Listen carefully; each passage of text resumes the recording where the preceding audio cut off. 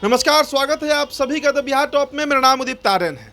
बिहार में तमाम जो राजनीतिक पार्टियां हैं, चाहे भारतीय जनता पार्टी हो, जनता दल यूनाइटेड हो या राष्ट्रीय जनता दल ही क्यों ना हो, इन तमाम पार्टियों में समीक्षा बैठक की जा रही है। मंथन चल रहा है। मंथन इस बात पे किया जा रहा है कि जो लोकसभा चुनाव परिणाम आया वो कितने पार्टी के पक्ष में रहा और कितना पार्टी के खिलाफ रहा।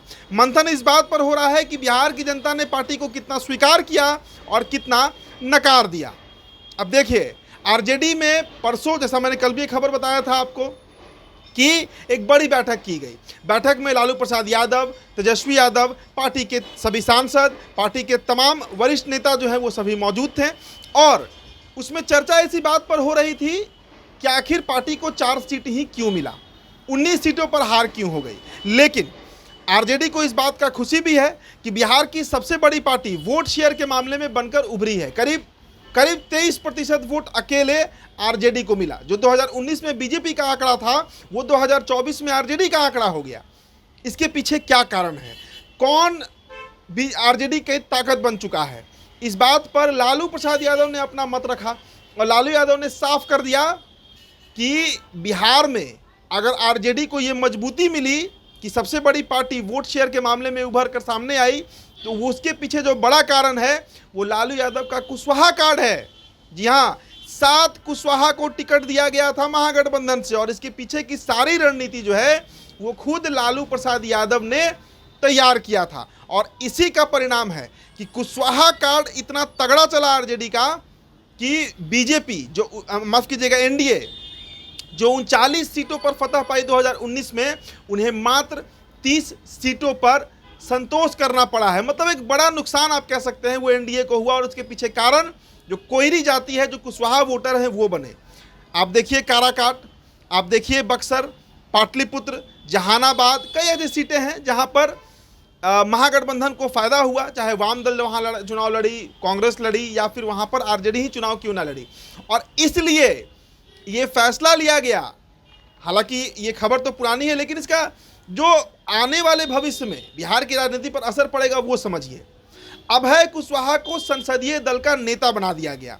पहले मीसा भारती के नाम पर चर्चा थी कि मीसा भारती जो है, चूंकि लालू यादव की बेटी है, सबसे बड़ी बेटी है और पाटलिपुत्र फतह की, और वो पाटलिपुत्र जहां पर जब से वो सीट बना, मतलब 2009 के परिसीमन के बाद जब से अस्तित्व में आया पाटलिपुत्र सीट, उस सीट पर लालू परिवार लगातार हारता रहा। लेकिन उस सीट को जितवाकर मीसा भारती ने अपना कद बढ़ा लिया और इसके बाद चर्चा बड़ी तेज हो गई थी कि संसदीय दल का नेता, मतलब नेता जो सदन में होगा लोकसभा में, वो मीसा भारती होंगी। लेकिन आप सोचिए कि कुशवाहा कार्ड कितना भारी पड़ रहा है आरजेडी पर, कितना उसका तवज्जो है, कितना महत्व दिया जा रहा है कि अभय कुशवाहा, जो औरंगाबाद में चित्तौड़गढ़ का किला कहा जाता है, उसको ध्वस्त कर दिए, उनको बनाया गया संसदीय दल का नेता। इसके अलावा फैयाज अहमद जो हैं, उन्हें राज्यसभा का मुख्य सचेतक बनाया गया है और सुरेंद्र यादव को लोकसभा का मुख्य सचेतक बनाया गया है। मतलब एमवाई समीकरण जो है वो तो आरजेडी के साथ रहेगा ही, सुरेंद्र यादव और फैयाज अहमद के रूप में, लेकिन एमवाई के साथ के भी जुड़ गया है। जी हाँ, वो कुशवाहा कार्ड है। और आरजेडी बखूबी जानती है कि 2025 का जो विधानसभा चुनाव होगा उसमें अगर नैया पार लगाना है आरजेडी का, पार्टी को जितवाना है, पार्टी को आगे बढ़ाना है, पार्टी की जो भविष्य है, उन सभी दृष्टिकोण से कुशवाहा जो है वो बेहद महत्वपूर्ण वोटर है। देखिए 2 अक्टूबर को जब बिहार में जातीय जनगणना का रिपोर्ट आया, उस समय ही ये बात साफ हो गया कि यादवों के बाद सबसे बड़ी आबादी वाली जाति जो है वो कुशवाहा है। पासवान भी हैं लेकिन कुशवाहा भी लगभग उतने ही हैं। तो ऐसी स्थिति में कुशवाहा वोटर्स को दरकिनार नहीं किया जा सकता। अब जहां तक मामला है एनडीए का, एनडीए बड़ी उलझन में पड़ी हुई है, बीजेपी बड़ी चिंता में है। चिंता इस बात को लेकर कि भले ही कहे जाते हैं कि उपेंद्र कुशवाहा बड़े कुशवाहा के नेता हैं, सम्राट चौधरी को प्रदेश अध्यक्ष बीजेपी का बना दिया गया, लेकिन ये सारे के सारे फैक्टर जो हैं वो काम नहीं कर रहे हैं। उपेंद्र कुशवाहा भी फेल हो चुके, खुद सीट हार गए, कहाँ जीते भाई, रमेश सिंह कुशवाहा उनको हरा दिए। कहा जाता है कि पवन सिंह फैक्टर बने, लेकिन बड़ा सवाल है कि उपेंद्र कुशवाहा के साथ कितने कुशवाहा वोटर आज बिहार में जुड़े हैं।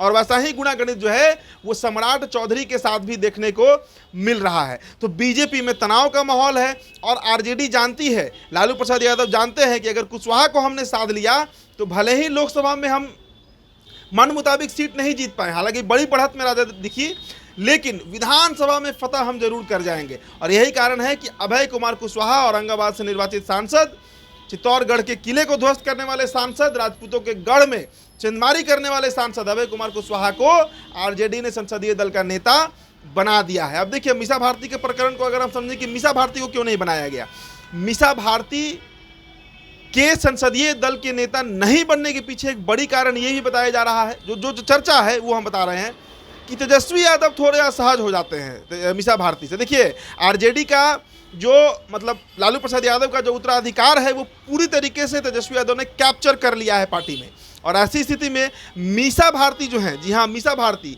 वो कहीं ना कहीं तेजस्वी के लिए एक थ्रेट हो सकती है। भविष्य में पार्टी में हिस्सेदारी उनकी हो जाएगी, बड़ी हिस्सेदारी हो सकती है मीसा भारती की। तो ये भी एक कारण बना कि तेजस्वी यादव जो है वो मीसा भारती के नाम पर तैयार नहीं थे। इसके अलावा मीसा भारती और तेजस्वी यादव के रिश्तों के बारे में, खैर वो तो परिवार का मामला है, लेकिन राजनीतिक रिश्ते बहुत मीठे नहीं रहे हैं, ये बात ही बार बार सामने आते रहा है। तो देखिए मीसा भारती को साइड किया गया और अभय कुशवाहा को संसदीय दल का नेता बना दिया गया है। तो कुशवाहा कार्ड पर पूरी दांव आरजेडी खेल रही है और ये टेंशन भाजपा के लिए बड़ा होते जा रहा है। फिलहाल इस चर्चा में इतना ही। बहुत बहुत शुक्रिया।